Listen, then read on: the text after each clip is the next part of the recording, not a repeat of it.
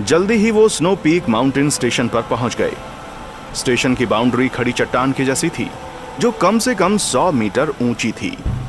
दोनों तरफ चट्टानों के बीच एक नेचुरल दीवार बन रही थी, जिसकी सड़क के आगे पीछे 2 बड़े बड़े पत्थर के दरवाजे थे। यह स्टेशन एक छोटे किले की तरह था।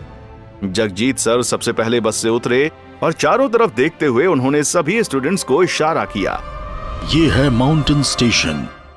ये अधिकतर जादुई जानवरों को रोक सकता है। बस को उड़ने वाले जादुई जानवरों को रोकना इसके लिए पॉसिबल नहीं है। इसी स्टेशन की वजह से पहले कई सालों से हम सभी सुरक्षित हैं। उनकी बात सुनकर एक स्टूडेंट बबीता ने पूछा, सर मैंने सुना है इस स्टेशन का पत्थर का दरवाजा हमारे शहर के अर्थ एलिमेंट्स के जादूगर सर ने ही बनाया है। सही कहा। ये जादुई दरवाजा दिखने में पुराना लगता है, लेकिन लोहे से भी ज्यादा मजबूत है। कुछ ही देर में बाकी बसें भी आ गईं। फिर सारे स्टूडेंट्स उस मजबूत पत्थर के दरवाजे के नीचे खड़े हो गए। दरवाजे के दोनों तरफ 2 गेट कीपर खड़े हुए थे। उनमें से एक आग की लौ के साथ खेल रहा था। वो लौ किसी पालतू जानवर की तरह उसके हाथों में घूम रही थी, जो बहुत ही खूबसूरत लग रही थी। शौविक ये देखकर हैरान था। जिस तरह से ये आग के साथ खेल रहा है, उससे तो लगता है कि ये मुझसे कहीं ज्यादा एक्सपर्ट है। इसकी फायर बर्स्ट स्किल कितनी पावरफुल होगी, इसका तो अनुमान भी नहीं लगाया जा सकता। शौविक ये सब सोच ही रहा था कि तभी योगराज की आवाज आई। अरे कौशल, आज आपको यहाँ किसने अपॉइंट कर दिया? आज मेरे पास कोई काम नहीं था और फिर मुझे पता चला कि कुछ बच्चे यहाँ आ रहे हैं, तो मैं खुद उन्हें देखने के लिए चला आया। वो आदमी यानी कौशल मुस्कुराया। एलीट क्लास की सारी लड़कियां उसको देख रही थीं। ऐसा लग रहा था जैसे सभी कौशल को देखकर अट्रैक्ट हो गई हों। तभी सभी को प्रिया की चिढ़ी हुई आवाज सुनाई दी। लड़कियों तमीज से, वो यहाँ के रेयर एक्सपर्ट में से एक है। हाँ, मैंने भी इनका नाम सुना है। ये वही है ना, फायर मैजिशियन, जिन्होंने स्नोई पीक माउंटेन स्टेशन में सबसे ज्यादा जादुई जानवरों को मारा है। कौशल के बारे में जानकर शौविक बहुत ज्यादा हैरान था। उसने कौशल की तरफ देखा, जिसने अपना सर झुका रखा था। सर, आपसे मिलना हमारे लिए बहुत सम्मान की बात है। उन्होंने कुछ जादुई जानवरों को ही तो मारा है, इसमें सर को इतना एक्साइटेड होने की क्या जरूरत है? वरुण धीमी आवाज में बड़बड़ाया था, पर कौशल ने उसकी बात सुन ली। सही कहा, ये उतनी भी बड़ी बात नहीं है। जब दीप सिंह ने तुम स्टूडेंट्स को प्रैक्टिकल के लिए यहाँ लाने का प्रपोजल रखा, तभी मैंने उसे मना किया था। मुझे नहीं लगता कि अभी कोई प्रॉब्लम होनी चाहिए। उस चेतावनी को भी 1 साल बीत चुका है। फिर 1 साल में चेतावनी की वजह से कोई भी नया जादूगर प्रैक्टिकल ट्रेनिंग के लिए नहीं आ पाया है। ऐसे तो ये जादूगर कभी अच्छे जादूगर बन ही नहीं पाएंगे। सही कहा, मुझे कोई प्रॉब्लम नहीं है। बस अपने स्टूडेंट्स का ध्यान रखना, वो यहाँ वहां नहीं भागे। क्या है ना, मैं नहीं चाहता किसी खूबसूरत लड़की को एक आंख वाला जादुई भेड़िया खा जाए। कौशल की बात सुनकर जगजीत अजीब तरीके से मुस्कुराया। कौशल का तरीका थोड़ा मजाकिया था, लेकिन ऑफेंसिव भी था। 1 साल पहले की चेतावनी? लगता है कि उस दिन मौसी जी बिल्कुल ठीक बोल रही थी। मैंने तो अपना ज्यादातर टाइम आइवरी टावर के अंदर ही बिताया था, इसलिए शायद मुझे बाहर की दुनिया के बारे में ज्यादा पता नहीं है। स्नोई पीक माउंटेन स्टेशन में आने जाने का सारा कंट्रोल कौशल नाम के इस आदमी के हाथों में ही था। यह स्टेशन बहुत ही साधारण था। सड़क के दोनों तरफ कई सारी दुकानें थीं, जिनमें खाने पीने के सामान की जगह जादूगरों की लड़ाई और प्रैक्टिस से जुड़ी हुई चीजें बेची जाती थीं। तभी एक दुकानदार की जोर से आवाज सुनाई दी। आओ आओ, मेरे पास टॉप लेवल के मैजिक बूट टूल्स हैं। आप जानते हैं कि सबसे जादुई जानवर कौन सा है? सही समझा आपने। ये एक स्पीड बीस्ट के पिछले पैरों की खाल से बना हुआ है, जिसमें विंट्रेल मैजिक पैटर्न है। इसमें एक ऑरा स्टोन भी है, जो इसकी एनर्जी को बहुत बढ़ाता है। इसका इस्तेमाल करके भागने पर आप एक आंख वाले जादुई भेड़िए को भी पीछे छोड़ सकते हैं। दुकानदार की आवाज से बहुत सारे स्टूडेंट्स उसकी तरफ अट्रैक्ट हुए। आगे एक और दुकानदार था, जिसके पास सभी रंगों के जादुई पत्थर थे। जब एलिमेंट्स घने होते हैं, तब वो एक असाधारण पत्थर बन जाते हैं। इन पत्थरों में जादूगरों के स्टारडस्ट में मौजूद जादुई पावर्स की जैसी ही एनर्जी होती थी, लेकिन जादूगर इनका सीधे तौर पर इस्तेमाल नहीं कर सकते थे। इसीलिए वो उनसे जादुई टूल और जादुई इक्विपमेंट्स बना लेते थे, जिनसे उन्हें लगातार एनर्जी मिलती रहे। ये सब तो टीचर ने हमें क्लास में भी बताया था। कई मौकों पर शुद्ध किए हुए जादुई पत्थरों का इस्तेमाल चीजें खरीदने के लिए किया जा सकता है। ये एक पावर सोर्स जैसा है। इस दुनिया में सब कुछ जादुई स्टोन से ही प्रोड्यूस होता है, बिजली भी। इस दुनिया में इलेक्ट्रिसिटी और एनर्जी प्रोड्यूस करने के लिए लोग जादुई पत्थर पर डिपेंड रहते थे। यहाँ मौजूद सारी चीजें साइंस वाली दुनिया से काफी अलग थीं। शौविक काफी गहराई से सब चीजों को देख रहा था और उनको समझने की कोशिश कर रहा था। ये सारे जादुई पत्थर नेचुरल हैं। सबसे खतरनाक बात, जादुई जानवरों को भी इन जादुई पत्थरों की जरूरत है, क्योंकि ये पत्थर उनकी एनर्जी का भी मेन सोर्स है। जादुई पत्थरों को इकट्ठा करने में मनुष्यों का सबसे बड़ा बैरियर प्रकृति नहीं, बल्कि जादुई जानवर थे। इसीलिए इंसानों और जादुई जानवरों में दुश्मनी पैदा हो गई होगी, और यही वजह थी कि इन लोगों के बीच की लड़ाई कभी खत्म नहीं हुई। ऐसे में जो लोग जादुई जानवरों के खतरे को कम से कम कर सकते थे, उनकी वैल्यू समाज में आम लोगों से ज्यादा होती थी। शौविक भी यही सब सोच रहा था, तभी उसे शिवा की आवाज सुनाई दी। शौविक, इस बार प्रैक्टिकल में हमें काफी अच्छा परफॉर्म करना होगा। मुझे पता चला है कि प्रैक्टिकल के ग्रेड पर ही हमारा यूनिवर्सिटी में एडमिशन हो सकता है। 20% मार्क्स तो प्रैक्टिकल एक्सपीरियंस के ही होंगे। उसकी बात सुनकर शौविक ने अपना सर हिला दिया। मदन सर इस बारे में उन्हें पहले ही बता चुके थे। प्रैक्टिकल ट्रेनिंग की ग्रेडिंग आर्मी करती थी, जिसमें C या A सर्टिफिकेट मिलता था।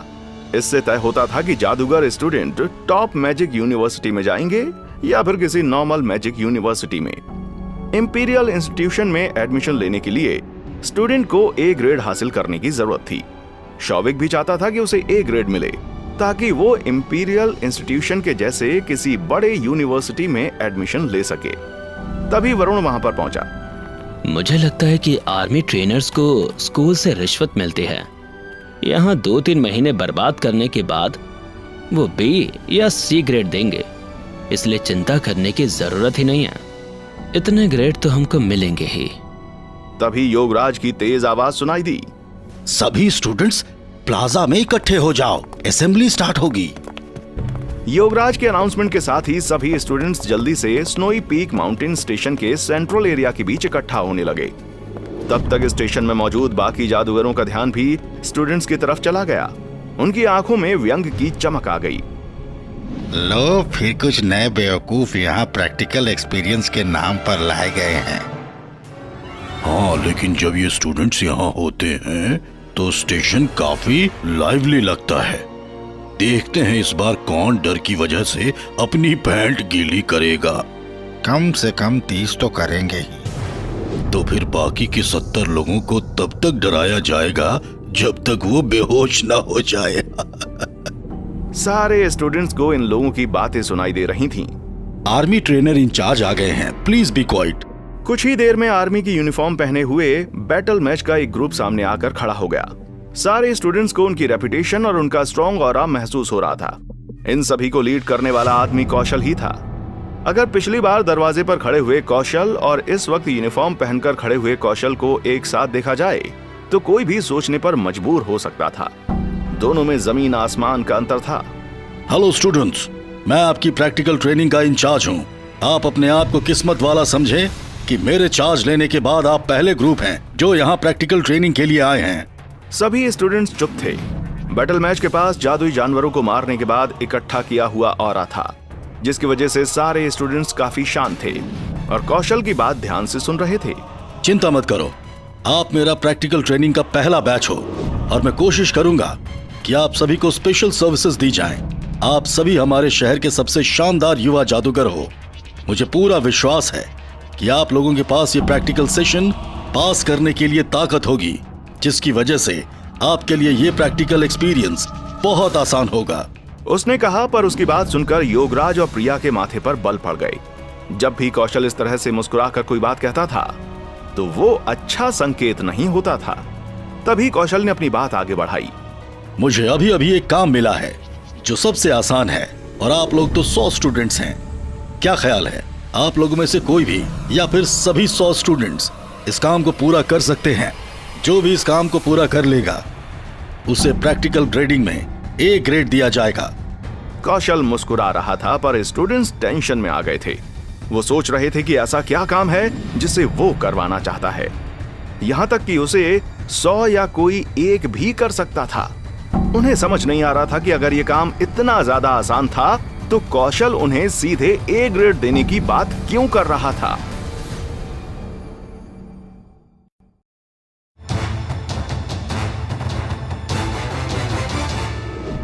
कौशल की बात से पूरे स्टेशन में हंगामा मच गया।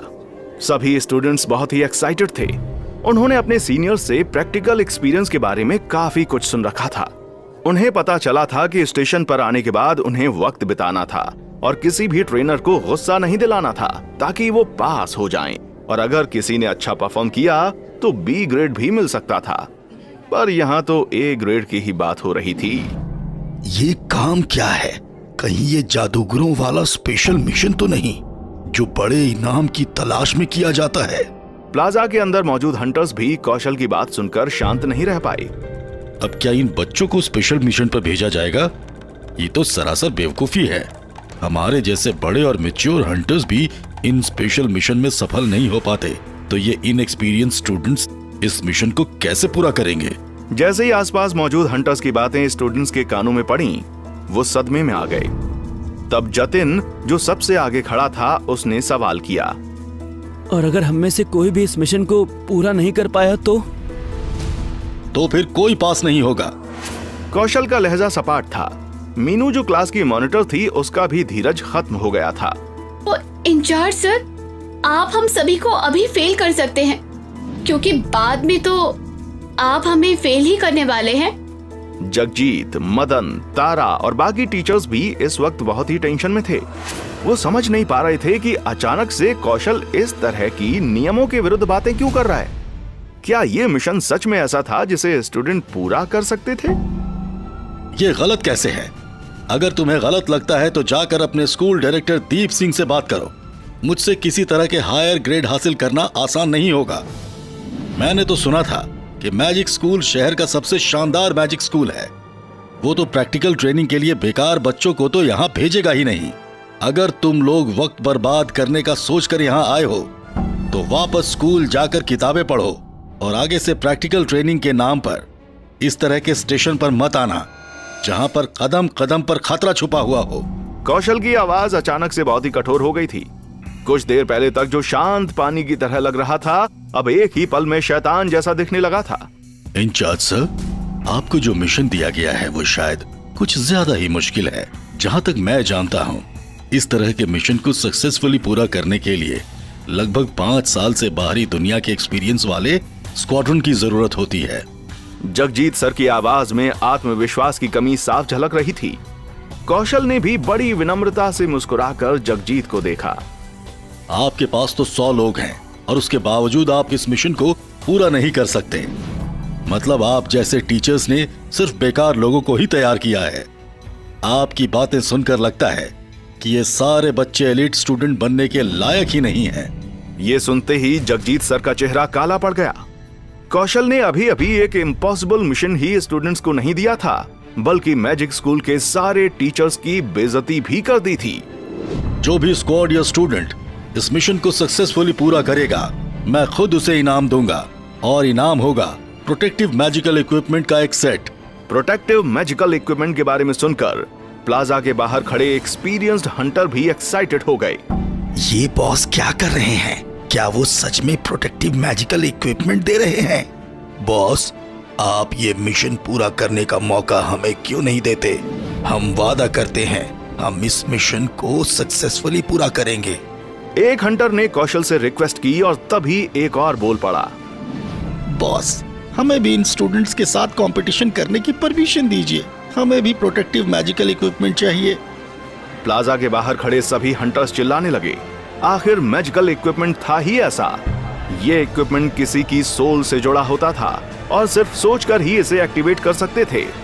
ये जल्दी ही अपने असली रूप में बदल जाता था और फिर ये एक हथियार बनकर लड़ाई में जादूगरों की मदद कर सकता था। ये बिल्कुल मैजिकल बूट इक्विपमेंट की तरह ही था। जिसे कुछ देर पहले एक दुकानदार बेचने की कोशिश कर रहा था। ये तो सच में बहुत खास है, तभी ये हंटर्स भी इसे लेना चाहते हैं। शौविक मन ही मन फुसफुसाया। इसी तरह प्रोटेक्टिव मैजिकल इक्विपमेंट एक स्पेशल इक्विपमेंट था जो सीधे कवच या ढाल में भी बदल सकता था और इम्पोर्टेंट टाइम पर यह जादुई जानवरों के हमले को भी रोक सकता था। इस मैजिकल इक्विपमेंट की कीमत स्टारडस्ट मैजिक टूल जितनी नहीं थी, लेकिन हंटर्स जैसे लोग जिन्हें हर रोज बाहरी दुनिया में अपनी जान जोखिम में डालनी होती थी, उनके लिए ये संजीवनी थी। इसीलिए वो सब इतने एक्साइटेड थे। ये सच में बहुत अच्छा है। जहाँ तक मुझे पता है, एक नॉर्मल प्रोटेक्टिव मैजिकल इक्विपमेंट की कीमत भी लाखों में होती है। अब समझ आ रहा है कि ये हंटर्स इतने पागल क्यों हो रहे हैं। ऐसी चीज इन अनएक्सपीरियंस्ड स्टूडेंट के प्रैक्टिकल ट्रेनिंग का इनाम बनेगी तो हंटर्स तो शोर मचाएंगे ही। लेकिन सवाल ये है कि क्या ये स्टूडेंट्स ये प्रोटेक्टिव मैजिकल इक्विपमेंट हासिल कर पाएंगे? सही कहा, ये मिशन बहुत मुश्किल होते हैं। एक्सपीरियंस्ड जादूगर भी कभी कभी जिंदगी और मौत के हालात में फंस जाते हैं। ये तो सब के सब छोटे बच्चे हैं। उनकी बातों से शौविक सोच में पड़ गया। वो अभी भी मैजिकल इक्विपमेंट के बारे में कुछ नहीं जानता था, लेकिन जब उन लोगों ने प्रोटेक्टिव मैजिकल इक्विपमेंट की कीमत की बात की तो शौविक को सब कुछ अच्छे से समझ में आ गया। ओह, तो सबसे नॉर्मल मैजिक इक्विपमेंट की कीमत भी 10,000 रुपए से ज्यादा होती है। मैंने तो अपनी जिंदगी में इतना पैसा एक साथ कभी नहीं देखा।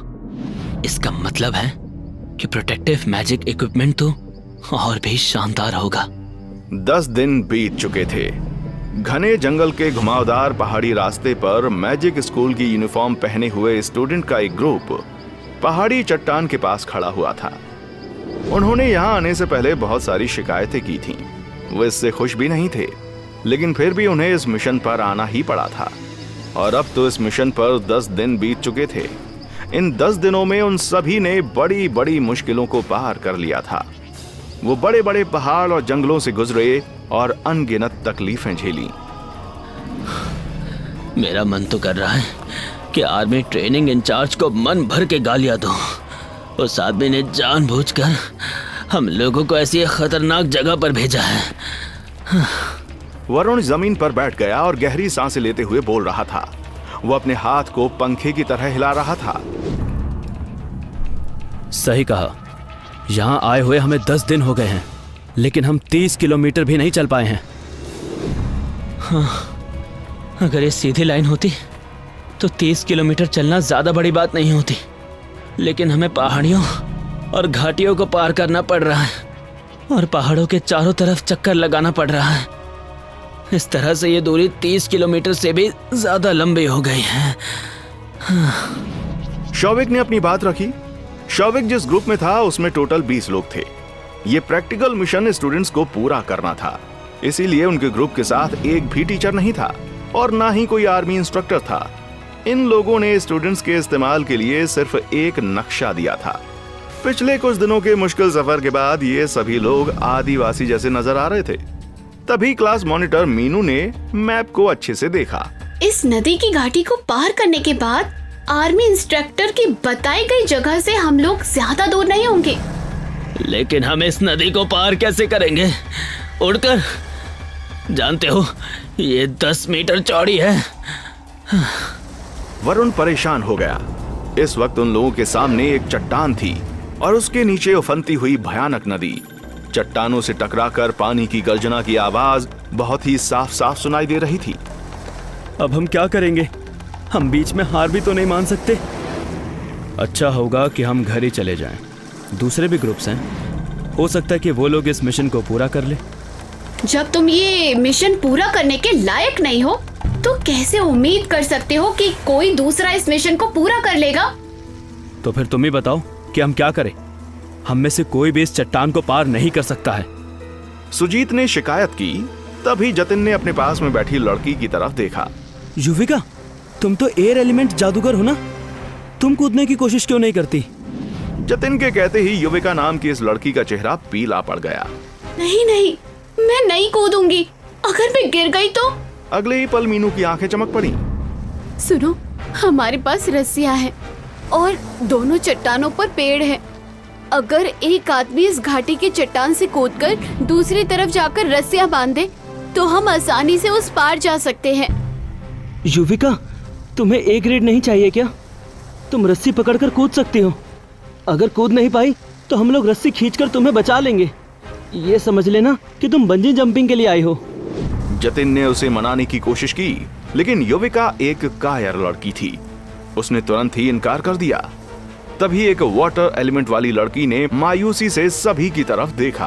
अगर मैं एयर एलिमेंट जादूगर होती तो कब का ये काम कर देती। तुम पता नहीं किस तरह के स्टूडेंट हो जो कुछ भी करना नहीं चाहती। मीनू ने कहा तो सब वापस चुप हो गए। हर कोई उलझन में था कि क्या करें। तभी शौविक ने शिवा की तरफ देखा, पर वो एलीट क्लास में कुछ बहुत अच्छा स्टूडेंट नहीं था, इसलिए हर कोई इस वक्त युविका से ही उम्मीदें लगाए बैठा था, जो एयर एलिमेंट में सबसे ज्यादा स्कोर कर चुकी थी। बंदर, क्या तुम्हारे अंदर भी हिम्मत नहीं है? शौविक ने पूछा तो शिवा ने अपनी छाती थपथपाई। क्यों नहीं? मेरे होते हुए डरने की जरूरत थोड़ी है। शिवा उठकर खड़ा हो गया। वो मीनू, जतिन और सुजीत की तरफ देखते हुए मुस्कुरा दिया। तुम लोग मेरे चारों तरफ रस्से बांध दो, मैं ये कर लूंगा। क्या तुम सच में कर लोगे? जतिन और सुजीत के चेहरे पर उसको लेकर शक दिखाई दे रहा था, लेकिन इस वक्त उनके पास कोई और रास्ता नहीं था। मीनू ने जल्दी से रस्सी का एक सिरा शिवा की कमर के चारों तरफ बांध दिया। रास्ता बनाओ और शिवा को भागने के लिए जगह दो। मीनू ने सबको हटने का इशारा किया। हालांकि अभी भी ग्रुप के ज्यादातर बच्चों को उस पर शक था। उनको लग रहा था कि शिवा पक्का कोई गड़बड़ करेगा, जिससे उनकी परेशानी और बढ़ सकती थी।